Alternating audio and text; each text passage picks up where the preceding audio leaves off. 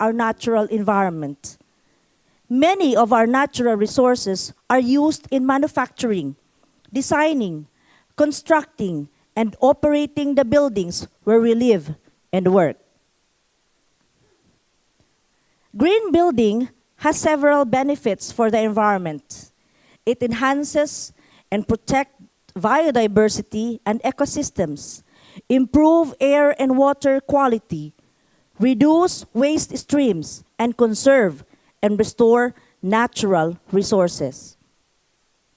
Meanwhile, its social benefits are enhancing occupant health and comfort, improving indoor air quality, minimize strain on local utility infrastructure, and improve overall quality of life. Economically speaking, green building reduce operating costs, improve occupant productivity, enhance asset value and profits, and optimize life cycle economic performance. So now let's talk about sustainable communities. A sustainable community manages its own human, natural, and financial capital to meet current needs while ensuring adequate resources are available for future generations. So we are not only talking about the present time here, but preparing for the generations to come. And we, as part of the community, has a personal responsibility to contribute to its sustainability. And so are the green building concept through its resilience to climate change for people and economics. Speaking of which is the question of how sustainable buildings are building resilience to climate change for economics and the people. A resilient built environment combats climate change by enabling affordable and clean energy. It also accelerates the adaptation to and mitigation of the impacts of climate change on our most vulnerable regions and communities. To establish this, we need to provide people with healthy environments and fairer access to vital social infrastructures such as schools, hospitals, and green spaces. Similarly, a resilient built environment grows green jobs and supports the regeneration of resources and natural systems, providing socioeconomic benefit through a thriving circular economy. So I'd like to focus on building resilience to climate change for people. Specifically, the sustainable goals that support this are SDG 3, on good health and well-being, SDG 6, clean water and sanitation, SDG 7, affordable and clean energy, SDG 10, reduced inequalities, and SDG 11, sustainable cities and communities. So talking about SDG 11, it is the United Nations report in 2022 about making sustainable cities and communities inclusive, safe, resilient, and sustainable. So it is good to know that between 2015 and 2021, the number of countries with local disaster risk reduction strategies nearly doubled, with the motto of leaving no one behind. It is also a fact that as cities grow, municipal solid waste problems mount, from which 82% are collected and only 55% are managed in controlled facilities. The most alarming from the report is that 99% of the world's urban population breathes polluted air. In line with building resilience for people is SDG 3, which ensures healthy lives and promotes well-being for all ages, which is important to building prosperous societies. Ensuring healthy lives for all requires a strong commitment, but the benefits outweigh the costs. Healthy people are the foundation for healthy economies. Among the target goals of SDG 3, I would like to highlight 3.D, which aims to strengthen the capacity of all countries, particularly the developing countries, for early warning, risk reduction, and management of national and global health risks. So one of the global and national health risks is disaster. So when can we call an event a disaster? It is when at least 20% of the population are affected and in need of emergency assistance, or whose dwelling units have been destroyed.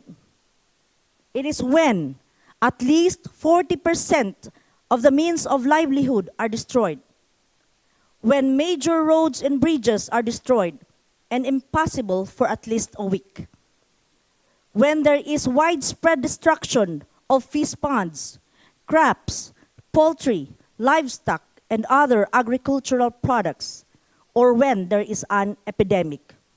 Most of these events I personally experienced, considering my residence from the Bicol region of the Philippines. So with this criteria, an event can be called a disaster. The World Risk Index, a part of the annual risk report, which calculates the disaster risk of 193 countries, showed that the Philippines has the highest disaster risk, with an index score of 46.82. The World Risk Index focuses on the risk of disasters as a result of extreme events and adverse impacts of climate change. It is a model that aims to educate the general public and decision makers across all societal sectors about the importance of social capacities in disaster preparedness, to offer direction to practitioners in the prevention of humanitarian crisis, and to support choices regarding the distribution and prioritization of resources. Specifically in the Philippines, there are 5 common disasters. We have typhoons, we have earthquakes, we have fires, drought, and volcanic eruptions. It is because the Philippines, which consists of 7,107 islands, is vulnerable to almost all types of natural hazards because of its geographical location. During these times, the National Disaster Risk Reduction and Management Council, or the NDRRMC, is activated. By virtue of Republic Act 10121, which is the Philippine Disaster Risk Reduction and Management Act of 2010, NDRRMC is strengthened through its institutionalization. Thus, funds are appropriated. It is also the umbrella of the regional, provincial, and local disaster risk reduction and management councils. In the province of Albay, in the Philippines, where I reside, it is highly vulnerable to climatic and geologic hazards, but it has largely achieved its zero casualty goal for the past 2 decades. In recognition of this achievement, the province has garnered numerous awards from international and national organizations. It was because its communication practices were effective in attaining its zero casualty goal, specifically identifying that the province communication activities are assigned to specific persons. It is embedded in an early warning system. It is enacted using multimedia. It is supported by multiple stakeholders and implemented under a strict protocol. The Bicol region, led by Legazpi City, is considered beyond compliant by the Kalasag Seal.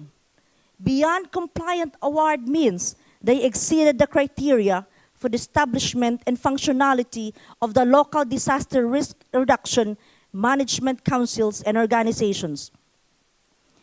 Gawad Kalasag Award means kalamidad at sakuna, labanan sariling galing ang kaligtasan, is the DRRM's annual search for seal and special awards for excellence in DRRM and humanitarian assistance, which is given to individuals, non-government organizations, private sector, and government organizations in recognition of their initiative in helping the Filipino government uplift the standard of disaster management in the country. It honors the outstanding achievements of local DRRM councils and managers and practitioners from government agencies and institutions, civil society organizations, and individuals who advocate and implement rights-based, gender-responsive, and inclusive disaster risk reduction. Disaster management is efficient, strategic in prioritizing, repairing the harm caused by disasters, and a systematic approach to managing disaster that begins with prevention, preparation, response, and recovery. In the disaster management cycle, there are the three phases: the pre-disaster, during disaster, and the post-disaster phase. During the pre-disaster phase of prevention and mitigation, it is conducted to prevent or lessen the negative impacts of a disaster in the short term and long term. They comprise political, legal, administrative, and infrastructure measures, and include educating vulnerable people and influencing their lifestyles and behaviors to lower catastrophe risk. During preparedness, it aims to prevent or reduce losses and damage, including the readiness of all civic bodies, such as civil administration, the fire department, the hospitals, and the police force. The search and recovery happened during the post-disaster phase of response, recovery, and reconstruction. Still, it addresses survivors' basic humanitarian requirements and aid from regional, national, and international authorities. After the immediate threat to human life has passed, the recovery period begins to restore some degree of normalcy to the damaged area. During reconstruction, the property's location and construction materials are considered. In all of these phases, nurses have invaluable roles to play. Specifically speaking, nurses mitigate and prevent by being involved in policy development and planning, risk reduction, disease prevention, and health promotion. Nurses prepare through ethical and legal practice, accountability, communication, and information sharing, education, and preparedness. They respond by caring for individuals, families, and the community, and providing psychological care for vulnerable populations. And lastly, nurses help in the long-term recovery and rehabilitation of individuals, families, and community. During disasters, nurses has a big role to fulfill. They are the largest group of committed health personnel, often working in difficult situations with limited resources, playing roles as first responders. We are triage officers. We are care providers. We coordinate to care and services. We provide information. We educate, and we become counselors. However, health systems and the healthcare delivery in disaster situations only succeed when nurses have the fundamental disaster competencies or abilities to respond rapidly and effectively. Hence, the responsibility of the higher educational institutions to educate and train student nurses in disaster nursing, which is part of the Bachelor of Science in Nursing curriculum.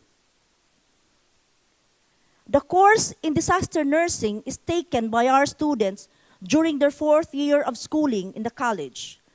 The focus of the International Council of Nurses Disaster Nursing Competencies is the generalist nurse. Disaster nursing involves the systematic application of basic nursing competencies combined with disaster nursing competencies specific to the disaster situation. And in Bicol University College of Nursing, I'm proud to say that we have our own college DRRM coordinator that oversees the capacity building of our faculty and other activities of the college on DRRM activities. Most of the faculty of the College of Nursing are trained as trainers for emergency in disaster nursing. Our very own trainers train students in collaboration with the Department of Health from the Department of Health Region 5. And our trainers even went outside the university to train local officials of the provinces. So the country's crisis response depends heavily on the next generation of entry-level and advanced practice nurses. They must be taught how to plan and act appropriately to respond well. This extensive training includes theoretical instruction and mental, emotional, and ethical adaptation to the realities of providing care in a chaotic environment. Students should be exposed to the interprofessional nature of disaster planning and response during the training, which should be experiential and reflective. So, we as nurse educators contribute to green building and sustainable communities by building the capacities of our future nurses and extending beyond the walls of the academic institution, because protecting our planet isn't just an obligation. It is a chance to create a brighter future for everyone. So let us work together and save the earth. Thank you very much. Yours truly, Nurse Sandy, happy to serve.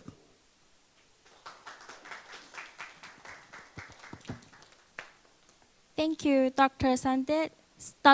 Mary Joy Basarote Sante, for giving an inspiring presentation.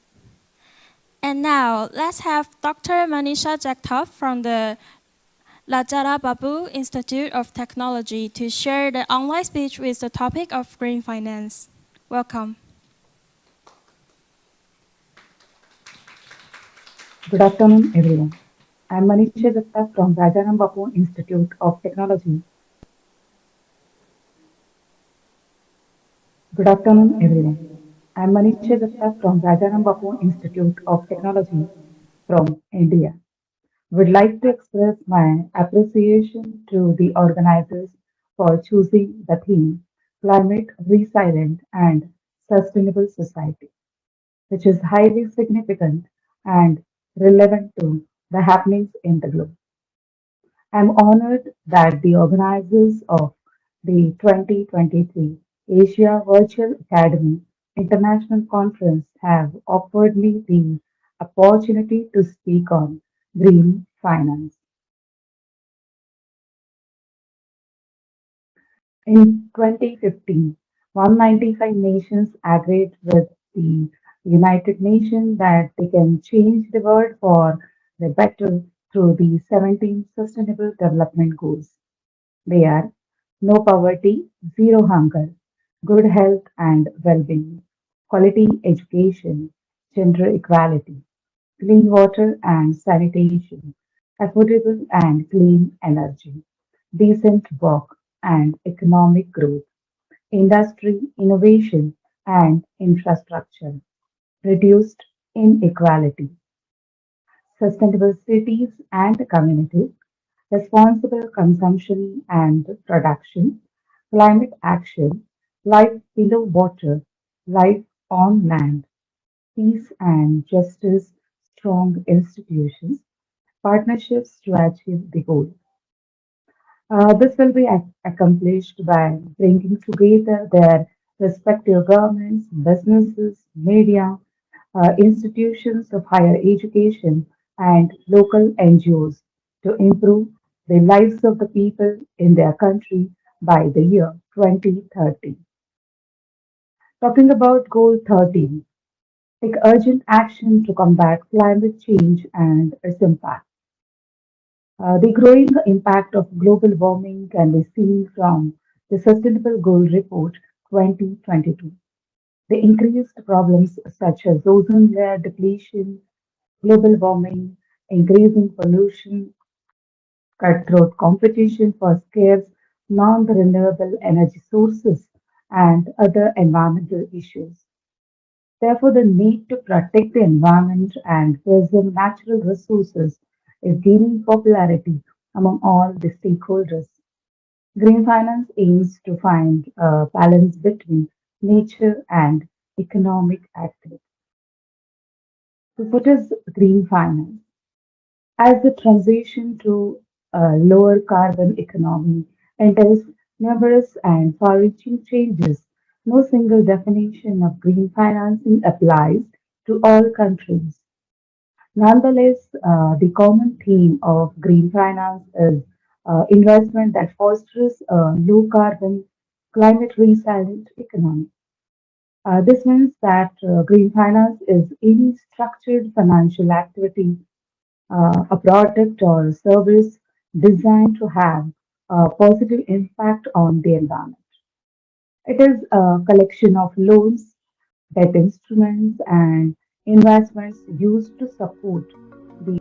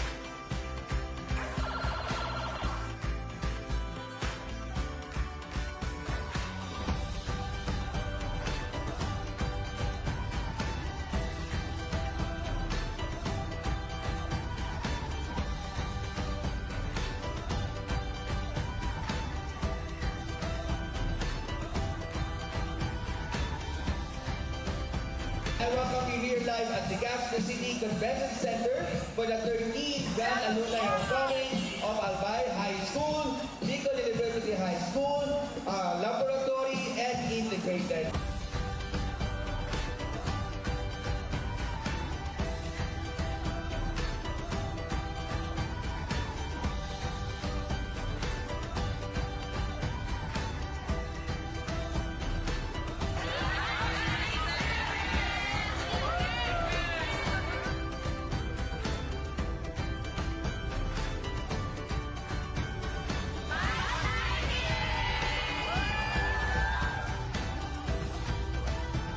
We are really glad na igwa kita makikataon na araw ka rin, kagribanan, and mag-reminisce, and sana po, bungal daw, yung kita din, and we welcome you all for this 13th Alumni Homecoming.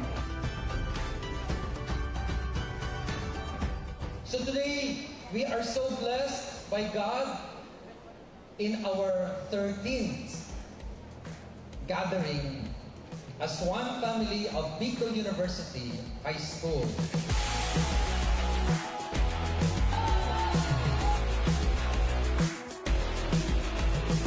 Oh, I'm feeling better than I ever had before. Took a walk outside, like Sunday morning, sunshine and a cup of coffee. Memories are special moments that tell our story. Today, as we celebrate this year's very momentous event after the pandemic or the lockdown, we are going to refresh ourselves where we started our high school life, our journey together way back 1916, present 2023.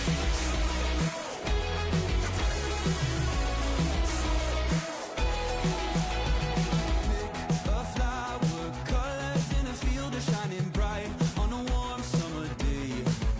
I swear I'm alive more than any day that I have ever been, and I'm loving this smile. Homecoming is a time of great excitement and remembering the significant years of our lives.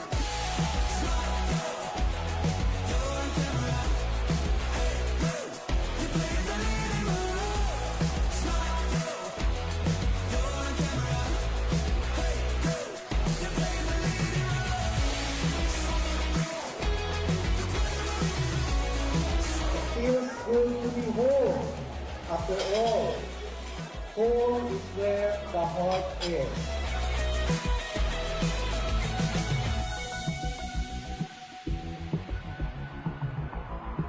Maganda ang reunions. Maganda ang pagkikita-kita. Subalit, lalong mas itibay ang samahan kung ang bawat isa ay mag-iisip at magtutulungan para sa ikaunlad ng ating minamahal na Bicol University.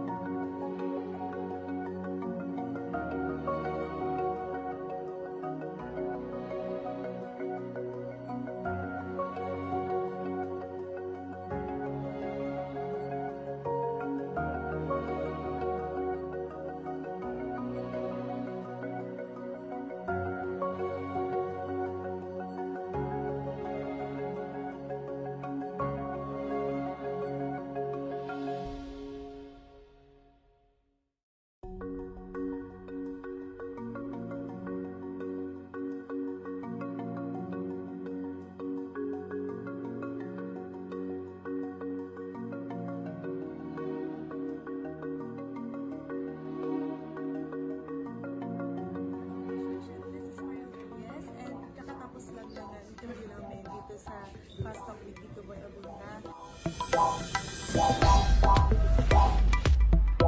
Andito kami sa Fast Talk with Tito Boy Abunda and currently nag-antay lang kami kasi standby na kami and hindi namin alam kung ano yung mga questions kasi yun talaga yung mga pinaghahandaan namin. So, very excited na din kami kung ano yung mga questions sa Tito Boy sa amin and at the same time ay ma-enjoy din namin yung pag-guesting namin dito. Sobra talaga akong na-pressure kasi yung mga questions ni Tito Boy napaka on the point talaga. Point to point talaga. Mabilis din yung mga questions and dapat mabilis din yung answer mo kasi yung time kasi syempre medyo busy lang. So, it was fun and amazing experience dito sa Fast Talk with Tito Boy Abunda. And isa din daw sa mga pinapangarap ko na interview ni Tito Boy Abunda. Kaya, preparations ko ngayon, ngayon nagpahinga ako, pero ngayon talaga, todo-todo yung mga, namin, isip-isip ng mga songs and rehearsals and all. Pero ngayon, i-enjoy ko na lang yung moment kasi sa Sunday na yung grand finals namin and yun na yung pinaka-last na performance namin. And I hope na magawa ko ng smooth and praying tayo ngayon na sana masungkit yung 4 million. So, iniimbitahan ko po kayo na manood ng The Clash sa Sunday kasi yun na po yung grand finals namin at 7:45 p.m. And of course, supportahan ninyo po ako sa aking journey dito sa The Clash and sa ating mga co-clashers. Yun, manood kayo and enjoy lang lahat. Thank you so much, guys!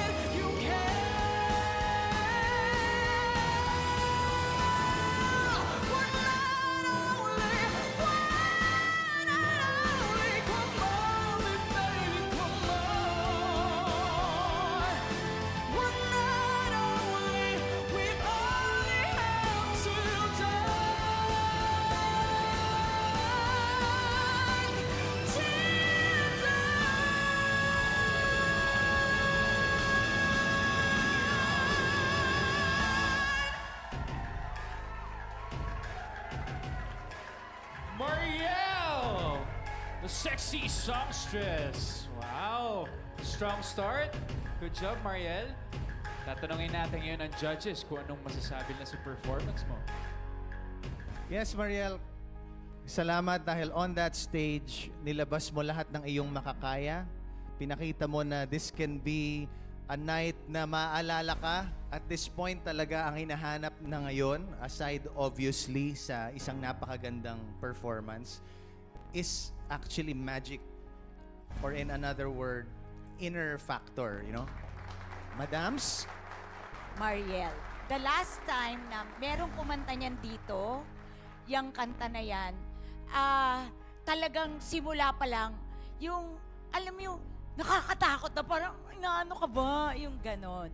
So next time, pag pumasok ka dito, siguro yun yung hinahanap ko pa na more na yung kakainin mo kami ng live at saka talagang parang you own the stage. Yoon, Mariel. Pero bibigyan kita ng score na ting, ting. Oh, literal, ting, ting. Gusto mo ba magwales, Mare? Mamaya na. Mamaya. Hello, Mariel.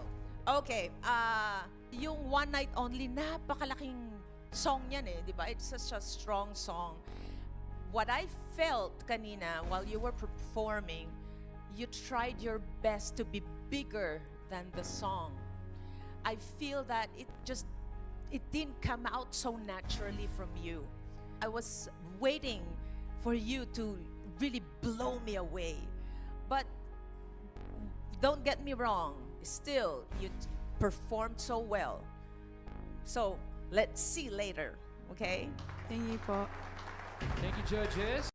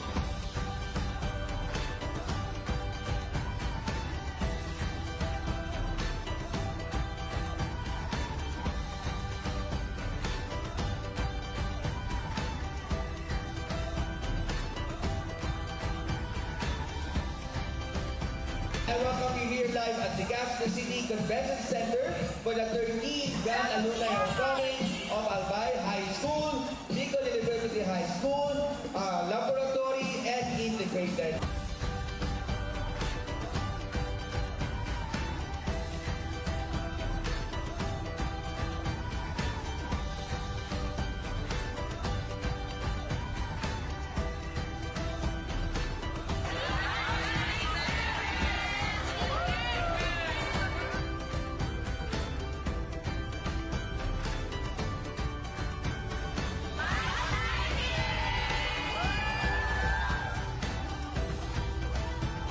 We are really glad na igwa kita pakisatan araw ka rin, kagribanan, and mag-reminisce, and sana po, bungal daw, yung kita dito, and we welcome you all for this 13th Alumni Homecoming. So today, we are so blessed by God in our 13th gathering as one family of Bicol University High School.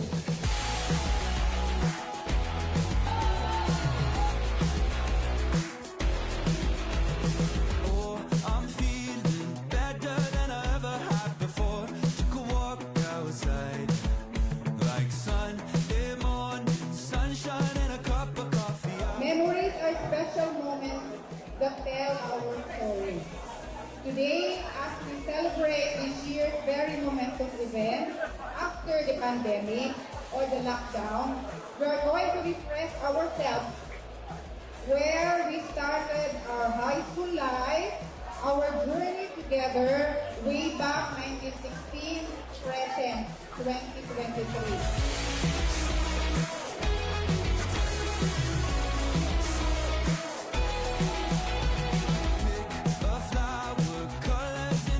Shining bright on a warm summer day. I swear I'm alive, more than any day that I have ever been. And I'm loving this smile. Homecoming is a time of great excitement and remembering the significant years of our lives.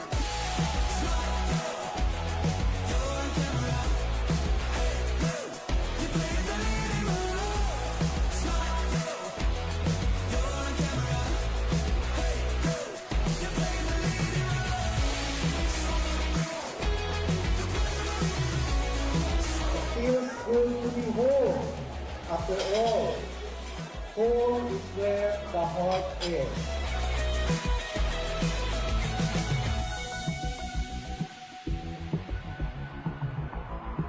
Maganda ang reunions. Maganda ang pagkikita-kita. Subalit, lalong mas itibay ang samahan kung ang bawat isa ay mag-iisip at magtutulungan para sa ikaunlad ng ating minamahal na Bicol University.